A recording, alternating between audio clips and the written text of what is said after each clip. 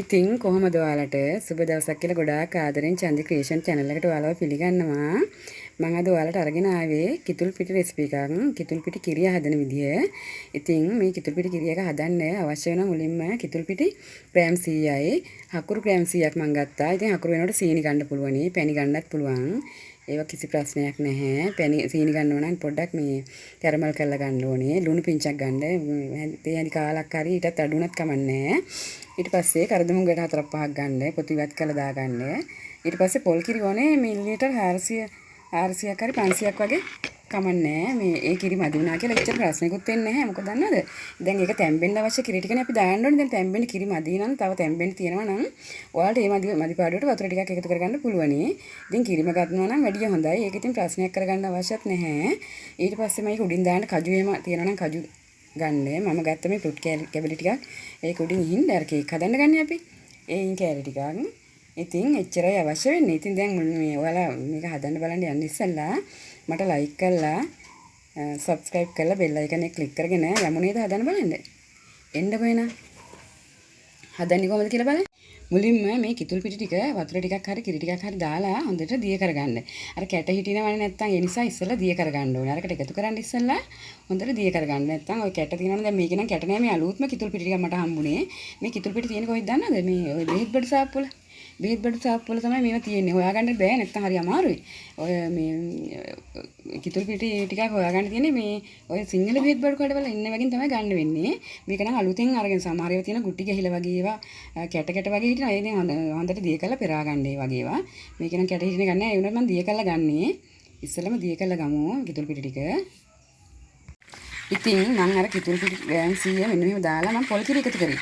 පොල් කිරි තියෙන මගේ වැඩි ප්‍රමාණයක් වගේ තිබුණා. මම ඉතින් පොල් කිරි ටිකම එකතු කරා. ඔයාලා මේ පොල් කිරි මදි වගේ මේක වතුරෙන් මේ දී කරගන්න.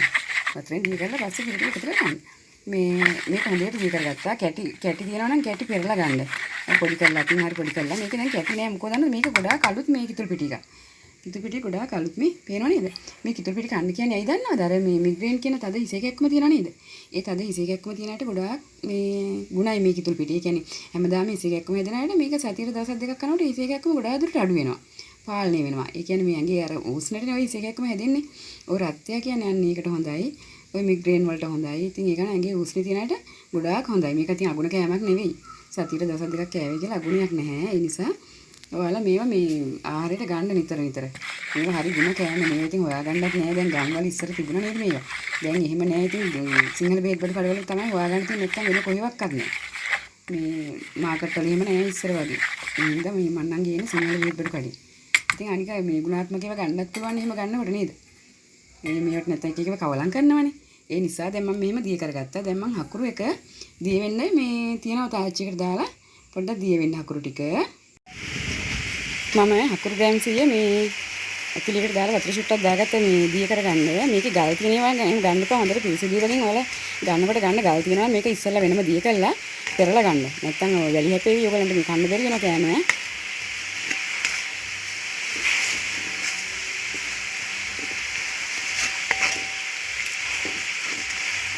ඒ නිසා හොඳම අකුරු වලින් ගන්න. නැත්තම් කිතුල් පැණි අරගෙන ඕන පැණි තියෙනවා මේ පොල් පැණියක් දාගන්න පුළුවනි. සීනි තියෙනවා නම් කැරමල් කරලා ගන්න. දැන් දිය වෙලා තියෙන්නේ. දැන් මේකට මම ලුණු ටික එකතු කරගන්න. ලුණු පොඩ්ඩයි. ලුණු ටික එකතු කරගන්න. පොඩ්ඩක් එකතු කරගන්න ඕනේ. ඊට පස්සේ මම මේකට කිතුල් පිටි ටික එකතු කරනවා.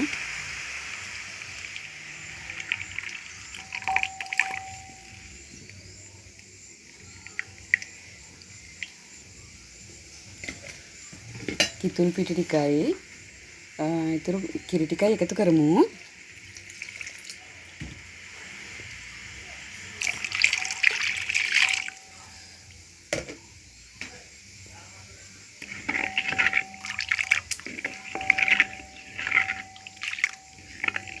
මේ කිතුල් පිටි කියන එක නිකන් මේ එකපාරට නිකන් හයි වෙනවා. ඒක හැඳි ගගා මේ උයා ගන්න ඕනේ. නැත්තම් අර යටට බහිනවා. ඒ නිසා හොඳට හැඳි ගගා උයා ගන්න. හැඳි ගන්න එක ඉඳපා කිරි දාලි වෙලා. එතකොට අර තැම්බෙන්නේ තැනක් තැම්බෙනවා තැනක් තැම්බෙන්නේ එහෙම වෙනවනේ. ඒ නිසා හොඳට මේ හැඳි ගගා උයා ගන්න.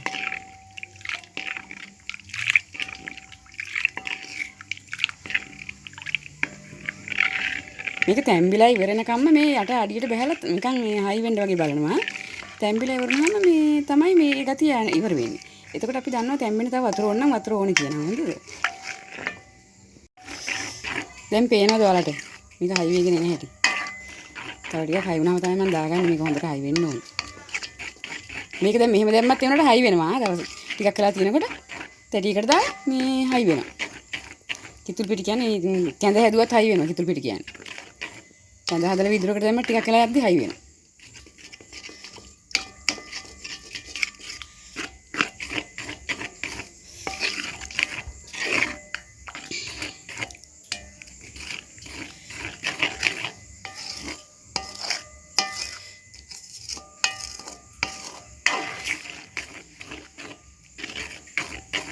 මේකට ඔයාලට මේ පැණි එකතු කරගන්න පුළුවන් අකුරු.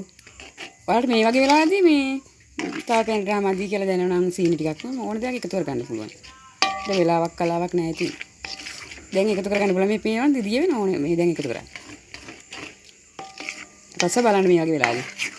රස බලලා මදි අඩුපාඩු තියෙනවනම් එහෙම එකතු කරගන්න පුළුවන්. ලුණු දැම්මද කියලා මතක නැත්තම් බලන්න.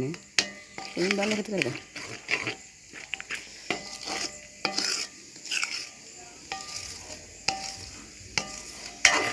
අඩි අල්ලන්න නැති වෙන්නේ ගින්දර ටික කඩු කරගන්න. නැත්තම් මේක මේ ඔයාලට හැඳි ගන්නකොට පතුල අල්ලාවි. අඩු ගින්දර හැඳි ගන්න පුළුවන් ලේසි. අර ගින්දර වැඩි කරාම ටක් ගාලා මේ යට මිදෙන්න බලනවනේ. එතකොට අමාරු හැඳි ගන්න.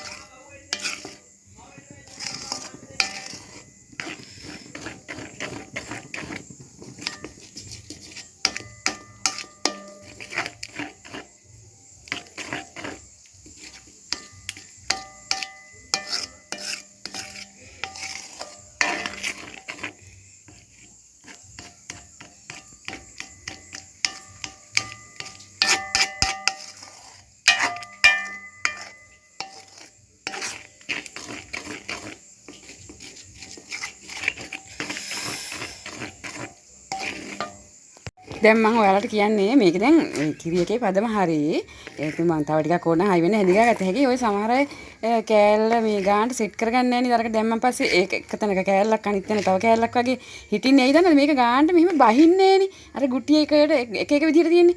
මේ ඒකින්ද මේක දැන් මෙහෙම දාලා මේ තැටියට තුනී කරන්න ආවේ මෙහෙම දැම්ම ගමන් ටක් ගාලා තැටිය හෙල්ලපු ගමන් මේ ගානට බහැලා මෙන්න මේ මට්ටමට එනවා. දැන් මේක තව ගොඩේ වෙලා මේ හැඳි ගාලි වල දැම්මන් පස්සේ ඒ කෑල්ල ගානට කිරිය කෑල්ල සෙට් වෙන්නේ නැහැ. සෙට් වෙන්නේ නැතේ දන්නවද? මේක මෙහෙම හිටපු තැන මෙතන මෙහෙම ඉන්නවා. අනිත් තැන මෙහෙම. එහෙම වෙනවනේ. එන්නේ එහෙම මේ වෙන්නේ තව හැඳි ගෑම. ඒක එහෙම උනාන් පස්සේ මොකද දන්නවනේ? තව හැඳි ගාලා ඒ වගේ හදනවා නම් කෙසෙල් කොලයක් අරගෙන මේ අතින් තුනී කරන්න ඕනේ. නැත්තම් මේක හරියට සෙට් වෙන්නේ නැහැ. අර මේ ලෑල්ලකට හරි මොකටද දැම්මම මෙන්න මේ වගේ සෙට් වෙන්නේ නැහනේ. ඒ සෙට් වෙන්නේ නැති හින්දා මේ මෙන්න මේ පදෙන් ගන්න. මේක හයි වෙනවා. මේ කිතුල් පිටිනේ මේක හයි වෙනවා. බය වෙන්න දෙයක් නැහැ. ඔයාලා මේ අර එහෙම මේ අර ගොඩාක් තව හයි වෙලා මේ එකට මේ ගුටි වගේ එන ඒ පදමට ගත්තොත් ටක් ගාලා කෙසෙල් කොලයක් තියලා තුනී කරන්න. අතින් තුනී කරේ නැත්තම් මේ මෙහෙම තිබ්බට මේක එක එක විදිහට තියෙන්නේ. මෙතන දාපු ගුටිය එහෙ පිටිය, මෙතන දාපු ගුටිය වෙන විදිහකට. එහෙම. ඒකයි අර ගානට සෙට් වෙන්නේ නැත්තේ. ඉතින් එහෙම සෙට් කර ගන්න ඕනේ මෙන්න මේ ගානට දාන්න. නැත්තම් අර එහෙම දානවනම් දාපු ගම අතින් සෙට් කරන්න ඕනේ. අතින් මේ කෙසෙල් කොලයක් අරගෙන ටක් ගාලා මෙහෙම හදා ගන්න ඕනේ. නැත්තම් අර මේ ගුටිය මෙහෙම තියෙනවා, මේ ගුටිය මෙහෙම තියෙනවා. ඒක ගානට කැලි කපා ගන්න බැරි වෙනවා නේ. එහෙම වෙනවනේ. එහෙම වෙන්නේ නැද්ද? මම ඔයාලට කිව්වේ ඉතින් ඒකයි. මෙහෙමම දාගත්තා. දැන් මේක හෙල්ලපු ගමන් ගානට මෙහෙම ගානට මේකෙන්ම ඒකම පදම් වෙනවා. ආයි අපිට අල්ලන්න දෙයක් නැහැ අතින්. කොහොම මේක හයි වෙනවා විනාඩියක් දෙකක් තියද්දි මේ කොහොම මේ කිතුල් පිටි කියන එක හයි වෙනවා. ඒ හින්දා මේ අර එක ගුටියට එනකන් ඉඳලා වෙලා මේක වැක් කරන් පස්සේ මෙතන ඒක හරියට ඔයාලට මේ උඩින් ෆ්ලැට් වෙලා ඉඳින්නේ. ඒකයි මම කිව්වේ වෙන විදිය. උඩින් ෆ්ලැට් වෙලා ඉඳින්න නම් ඔයගොල්ලෝ මේ මෙන්න මේ ගාන බහ ගන්න ඕනේ. අර එහෙම ගොඩ තව ටිකක් මේ දොදොල් පදමට කියන තව ටිකක් හැඳි ගන්න ඕනේ දොදොල් වෙන්න. එහෙම හැඳි ගන්නන් ටක් ගාලා අතින් මේ ක්‍රිසල් කොලේ තියලා තුනී කර ගන්න ඕනේ. එතකොට තමයි ඒක හරියට මේ සෙට් වෙන්නේ. අතින් තුනී කර නැත්නම් හැන්දෙන්න මෙහෙම කරාට ඒක හරියන්නේ නැහැ. ඒක හරියන්නේ නැහැ. ඒක ඒ විදිහට කෑල්ලක් මිදෙනවා පාත්‍ර තව කෑල්ලක් මිදෙනවා එහෙම වෙනවා. එන්න ඒක හදාගන්න මෙන්න මේ ගානින් දාගන්න. නැත්නම් අරෙම කරාට ටක් ගාලා කෙසල් කොලයකට තෙල් ටිකක් දාලා කෙසල් කොලෙන් මේ ටක් ගාලා අතින් මෙහෙම ටක් ගාලා ඉක්මනට තුනී කර ගන්න. ඒකයි අර ගුටි කෑල්ල කැපුවට ගානට කෑලි සෙට් වෙන්නේ නැත් ඒකයි. හරි මම දැන් මේ පදෙම බා ගන්නවා.